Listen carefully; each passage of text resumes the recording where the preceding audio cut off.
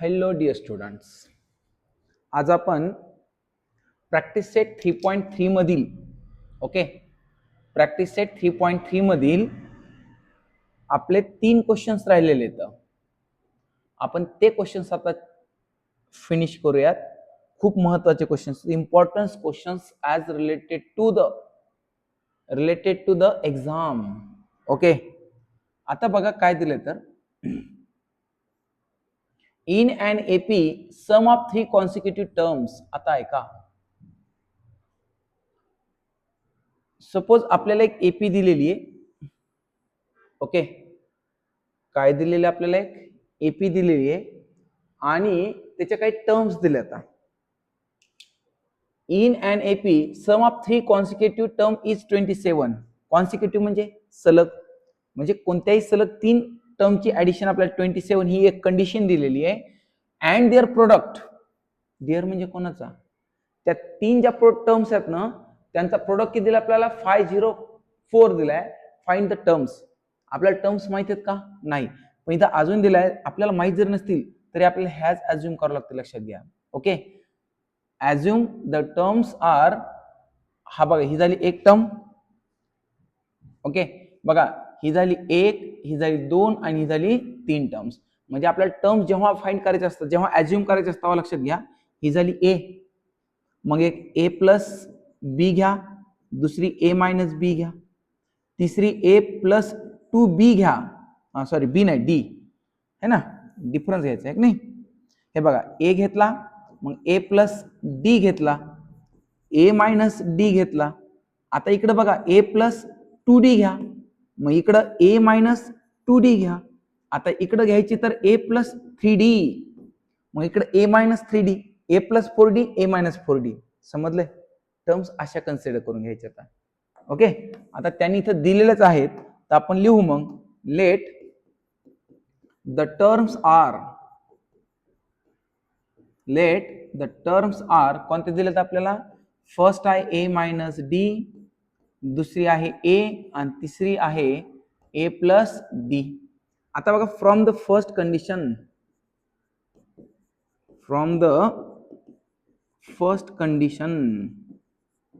आता first condition काय सांगते की सम ऑफ 3 कॉन्सिक्युटिव्ह टर्म, ह्या ज्या 3 टर्म आहेत यांची सम 27 येणार आहे.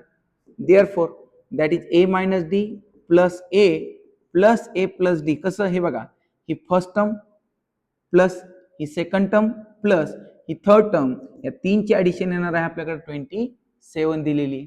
ओके, आता बघा हा minus D plus D cancel, मग काय राहिला ए प्लस ए 3a.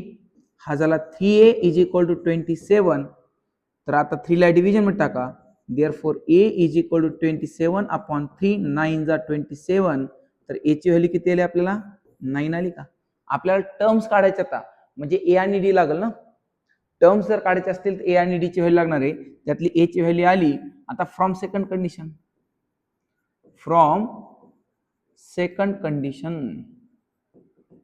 आता आहे का second condition, and their product. Their म्हणजे कोणाचा? त्या 3 टर्मचा.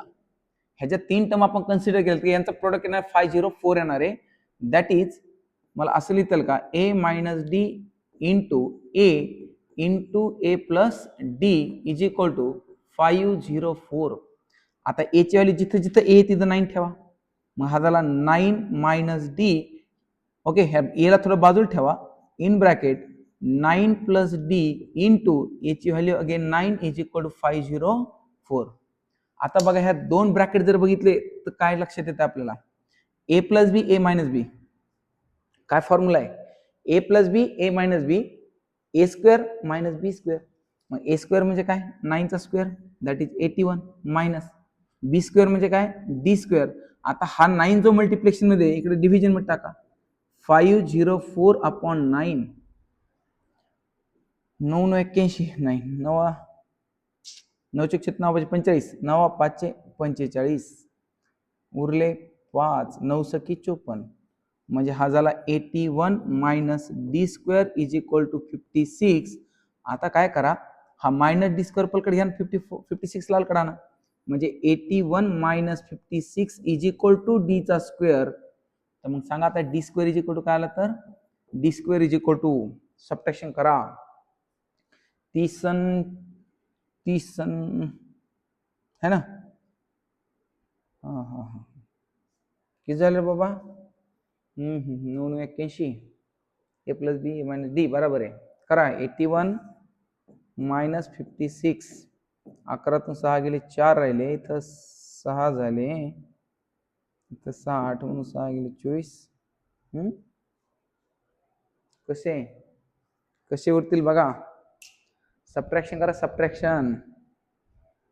ओके, सबट्रॅक्शन करा, किती आलं सांगा पटकन. 11तून 6 गेले 5 राहतील ना. मग किती राहिले, D square is equal to 25. इथं घ्या square root on both side, square root on both side. मग इथं पण स्क्वेअर रूट घ्या, इथं सुद्धा स्क्वेअर रूट घ्या, इथं डी स्क्वेअर कटला म्हणजे डी ची व्हॅल्यू आली 5 आपल्याला. ओके, आता बघा ए ची व्हॅल्यू आली 9, डी ची व्हॅल्यू आली 5. आता काढायच्यात आपल्याला त्या टर्म्स काढायच्यात, कारण काय विचार आपल्याला, फाइंड द टर्म्स विचारले. मग टर्म्स आर पहिली टर्म कोणती आपली, that is A minus D. A minus D is equal to, A ची value 9 minus 5, 9 minus 5 is equal to 4. आणि दुसरी टर्म काय आपली, फक्त ए चे, म्हणजे ए ची व्हॅल्यू किती अगेन 9 आहे, आणि तिसरी व्हॅल्यू आहे A plus D, that is 9 plus 5 is equal to किती झाले 14. ओके, आणि देअरफॉर कधी कधी म्हणतात find the AP, therefore AP is equal to 4, 9, 14 dash dash dash dash. Okay, अशा प्रकारे हा इम्पॉर्टंट स्टार क्वेश्चन आहे. Okay, this is an important and star question. Now take the screenshot and let's see question number next. बघा आता इथं काय दिलंय, find the 4 consecutive terms in an AP. आता आहे का, आता किती टर्म फाइंड करायचे, आपल्याला 4 कॉन्सिक्युटिव्ह टर्म्स फाइंड करायचे आता, आणि इथं सुद्धा आपल्याला तेच दिलेत, परत टर्म्स दिलेत आहे की नाही. चला बघूयात आता प्रत्येक वेळेस हे ऍज्युम त्या टर्म्स देत नाहीत हा, लक्षात घ्या. आपल्या इथं दिल्यात, find the 4 consecutive terms in an AP whose sum is 12. Whose म्हणजे कोणाची, ते ज्या 4 टर्म्स आहेत त्याची सम किती दिली आपल्याला 12, and sum of third and fourth term. दुसरी कंडिशन, ही झाली पहिली कंडिशन, पूर्ण टर्मची ऍडिशन 12 येणार आहे, आणि थर्ड आणि फोर्थ टर्मची सम किती दिली आपल्याला 14.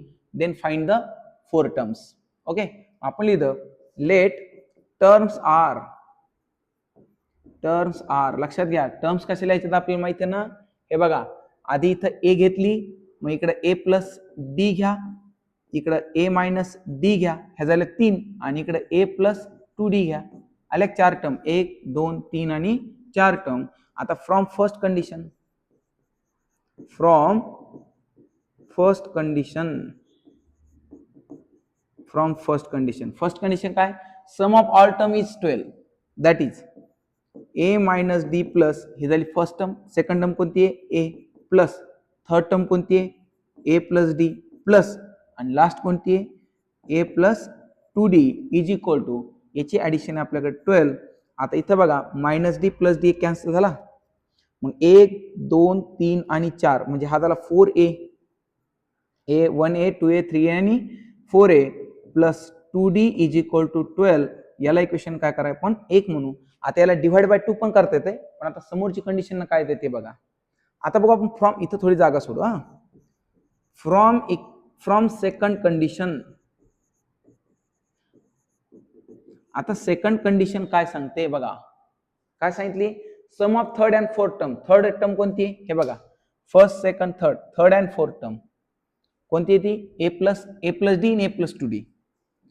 ए plus D plus A plus 2d is equal to, यांची सम किती दिली आपल्याला 14 दिलेली आहे. सांगा आता मग ए प्लस ए किती झाला, हा झाला 2a plus D plus 2d, हा झाला 3d इज इक्वल टू 14. आता आहे का, इथं 2a इथं 3 आहे की नाही, पण इथं 4 इथं 2 आहे ना, इथं 4 आणण्यासाठी किंवा इथं 2 आणण्यासाठी डिवाइड बाय 2 करा, किंवा इथं 4 आणण्यासाठी याला मल्टिप्लाय बाय 4 करा, काय बी करता येईल. यालाच करू सगळ्यात सोपं डिव्हाइड. एक मिनिट, हे इक्वेशनच आपण नंतर देऊ याला. इथं लिहितो मी डिव्हाइड बाय 2. इथं पण 2 ने डिवाइड करा, इथं पण 2 ने डिवाइड करा, इथं पण 2 ने डिवाइड करा. 2 2 जा 4 म्हणजे हा झाला 2a प्लस इथं 2 2 cancel plus d is equal to हा झाला 6. याला इक्वेशन नंबर 1 म्हणा. आता इथं बघा, इथं 2a आणि इथं 2a दोन्ही प्लस येतं, मग करू subtraction. Linear equation in two variable simultaneous solution है की नाही. इथं लिहा सब इक्वेशन फर्स्ट फ्रॉम सेकंड किंवा सेकंड फ्रॉम फर्स्टला काय फरक पडत नाही. सेकंड इक्वेशन काय आपला 2a plus 3d is equal to 14. हा सेकंड इक्वेशन आपण इथे लिहिलेला आहे. आता फर्स्ट इक्वेशन काय, that is 2a plus d is equal to काय आहे 6. Yes, 2a plus d is equal to 6. Subtraction करायचं म्हणजे मायनस करा. हा झाला मायनस, हा झाला मायनस, हा सुद्धा मायनस. इथं बघा 2a कॅन्सल झाला. 3d minus 1d that is 2d is equal to 14 minus 6 किती झाले 8. आता 2 ला डिव्हिजन मध्ये टाका, तर d इज इक्वल टू 8/2. तर therefore d is equal to आला आपल्याला 4. d इज इक्वल टू काय आला आपल्याला 4 आलेला आहे. 4 दुने 8, 2 चौक 8 म्हणा. आता d ची व्हॅल्यू आली, आपल्याला टर्म्स काढायच्या. आता टर्म्स काढण्यासाठी d ची व्हॅल्यू आली, a ची व्हॅल्यू राहील. मग पुट करू याला आपण. इथं लिहितो मी put d is equal to 4 in equation first. What is the first equation, 2a plus d is equal to 6. 2a plus d is equal to काय आपल्याकडं 6. आता हा 2a ला 2a प्लस d ची व्हॅल्यू किती आहे 4 इज इक्वल टू 6. 4 तिकडे गेल्यास मायनस झाला. Therefore 2a is equal to 6 minus 4. तर 2a is equal to 2. Therefore a is equal to 2/2. Then a ची व्हॅल्यू काय आली आपल्याला 1 आलेली आहे. आता बघा d ची पण व्हॅल्यू आली आणि 1 ची पण व्हॅल्यू आली आहे. आता काढूयात आपण टर्म्स. इथे लिहितो आपण देअरफॉर टर्म्स आर कोणत्या टर्म्स आता बघा. ओके, नाव सी फर्स्ट टर्म कोणती आपली a minus d that is a minus d is equal to म्हणजे हा झाला 1 minus 4 is equal to minus 3 झाला है की नाही, मायनस 3 झाला. दुसरी टर्म कोणती a is equal to a ची व्हॅल्यू किती आहे मग 1. तिसरी टर्म कोणती आपली a plus d that is a plus d म्हणजे 1 plus 4 is equal to that is 5 हो ना. Yes, again a plus 2d म्हणजे 1 प्लस 2 इंटू 4 म्हणजे हा झाला 2 4 जा 8, 8 plus 1 9 समजे. and therefore AP is equal to minus 3,1,5,9 dash. These are our AP. This is our AP and these are the terms. Now take the screenshot. चला या क्वेश्चनचा सुद्धा screenshot घेऊन टाका. ओके चलो.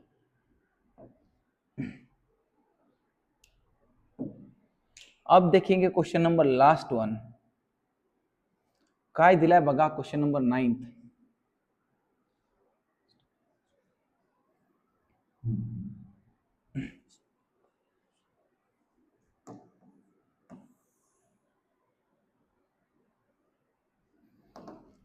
Now let's see here question number 9. Question number 9 दिला आपल्याला if 9th term of an AP 0. आता मला सांगा एका एपी ची 9th टर्म 0 आहे म्हणजे आपल्याला T9 इज इक्वल टू 0 असेल ना. 9th term of an AP 0 म्हणजे T9 इज इक्वल टू 0.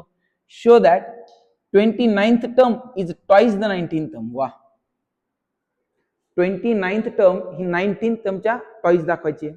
बघा आता आपण काय तर. ओके, इथे लिहू आपण here T9 is equal to 0. आता मला सांगा आपल्याकडे Tn चा फॉर्म्युला काय असतो रे, a plus n minus 1 into D. Okay, आता जसा Tn चा formula 1 plus n minus 1 into D आहे तसा T9 चा फॉर्म्युला काय होणार आहे, a प्लस n मायनस 1 म्हणजे किती 9. That is 9 minus 1 into d is equal to 0. तर a is equal to sorry इथे काय असणार a plus 8d is equal to 0. आता हा 8d आपल्याकडे पाठवून घ्या म्हणजे a इज इक्वल टू काय आला मायनस -8d आला, याला इक्वेशन नंबर 1 म्हणा. ही व्हॅल्यू आली ना आपल्याला, याची व्हॅल्यू -d. आता बघा 29 टर्म काढू आपण. नाऊ 29th टर्म म्हणजे काय, T29 इज इक्वल टू, आता T29 चा फॉर्म्युला काय, that is a plus n म्हणजे किती, 29 मायनस 1 इंटू d. तर therefore T29 is equal to a plus, हा काय झाला आता याची व्हॅल्यू 29 म्हणजे हा झाला 28d. Therefore T29 is equal to, आता हे बघा याची व्हॅल्यू किती, -8d, म्हणजे -8d प्लस 28d. आता -8d आणि plus 28d, 1 plus 1 minus subtraction. Okay, therefore T29 is equal to हे आला 20d, याला इक्वेशन नंबर काय म्हणू आपण 2 म्हणून. ओके, T29 ची व्हॅल्यू किती आली 20d. आता मला सांगा किती टर्म आहे, 19 term. Therefore T19 is equal to, याचा पण फॉर्म्युला तयार करा. जसा आपण T9 चा बनवला, T29 चा बनवला, तसा T9 चा बनवू. a plus 19 minus 1 into d. Therefore T19 is equal to, याची व्हॅल्यू किती सांगा, याची value -8d plus 19 minus 1 that is 18d. आता -8d plus 18d. Therefore T19 is equal to, 18 मधून 8 गेले, दॅट इज 10d. याला इक्वेशन नंबर काय म्हणू आपण 3 म्हणू. आता बघा from equation second and third. Okay, now let's see here. Equation second मध्ये बघा 20d आणि हा 10d, 10 आणि 20 दुप्पट आहेत का नाहीत, हे बघा 20 हे 10 च्या दुप्पट आहेत का नाहीत, यस 20d हे 10d च्या दुप्पट येतं, म्हणजे 29th term is twice the 19th term. मग देअरफॉर लिहिता येतं मला from equation second and third, T म्हणजे T29 लिहिण्यापेक्षा असं लिहू 29th term is twice 19th term. Okay, हे झालं आपलं प्रूफ. हेच प्रूव्ह करा म्हणले होते. चलो now take the screenshot and in this way हा प्रॅक्टिस सेट फिनिश झालेला आहे. ओके, याच्यानंतर पुढचा प्रॅक्टिस सेट आपण नेक्स्ट लेक्चर मध्ये बघू. चला, हे बघा सगळ्यात महत्त्वाची गोष्ट. Okay, if you want to success, okay, if you want to success, जर आपल्याला सक्सेसच व्हायचं असेल तर एक गोष्ट लक्षात घ्या, आपल्या लाईफचा इयर मॅनेजमेंट लक्षात कसं करायचं, तर आपली लाईफ असते अराउंड 1 to 60 मॅक्झिमम, तसं 80 पर्यंत. तुम्ही 60 मध्ये तुम्हाला कसं तरी होत आहे की नाही, तुम्हाला हा सर आम्ही 60 वर्ष जगणार आहे, तर नाही. बघा आता मला सांगा 1 ते 10 वर्ष जवळपास आपले खेळण्यात जातात. कुठे जातात, खेळण्यात. ओके, मग मला सांगा 10 ते 15 वर्षापर्यंत आपली 10th होते जवळपास अराउंड. ओके, म्हणजे हे झाले जवळपास 5 इयर्स. याच्यामध्ये आपल्याला जसे वाटेल तसं आपण स्टडी करू शकतो. पण आता आहे का 15 ते 25 वर्षापर्यंत किती वर्षाचा कालावधी झाला, हा किती वर्षाचा कालावधी झाला, हा झाला 10 वर्ष. ओके, जर तुम्ही लाईफमध्ये हे 10 वर्ष जर मेहनत केली, या जर लाईफमध्ये 10 वर्ष जर मेहनत केली ना, तर बघा पुढची 25 पासून अख्खी 60, 70, 80 वर्षापर्यंत जेवढी काय लाईफ असेल ते तुम्ही फुल ऑफ एन्जॉय करू शकता. ओके, त्या तुम्ही एकदा काय तुम्ही 10 वर्ष मेहनत करून सक्सेस झाले की पुढे तुम्ही लाईफमध्ये कोणती गोष्ट अचीव्ह करू शकता, तुम्हाला जे वाटेल ते करू शकता. पण याच्या अपोजिट लक्षात घ्या, जर तुम्ही हे खेळण्यात गेले, हे टिंगल-टवाळक्या करण्यात गेले आणि इथं जर तुम्ही मेहनत केली नाही, म्हणजे इन शॉर्ट तुम्ही आता ही कॉलेज लाईफ आहे तुमची आणि कॉलेज लाईफ मध्ये तुम्ही फक्त मजा केली ना बेटा, आलं लक्षात, तर तुम्हाला इकडं मग हे इथून पुढं तुम्हाला म्हशीचं शेण काढणे, बरोबर आहे, हा तुम्हाला दुसऱ्या कामाला जाणे, तुम्हाला दुसऱ्याच्या गाड्या पुसणं येतं, इव्हन बेटा तुमच्या लग्नाचे पण वांदे होणार तिथून पुढं. आलं लक्षात. मग तुम्ही विचार करा, आपल्याला लाईफमध्ये 10 वर्षे मेहनत करून पूर्ण लाईफ एन्जॉय मध्ये घालायची का 10 वर्षे टिंगल-टवाळक्या करून मकर फिरून पुढची लाईफ आपल्याला एकदम परफेक्ट आपल्याला पाहिजे तशी घालायची हे तुम्ही ठरवा. चलो, धन्यवाद.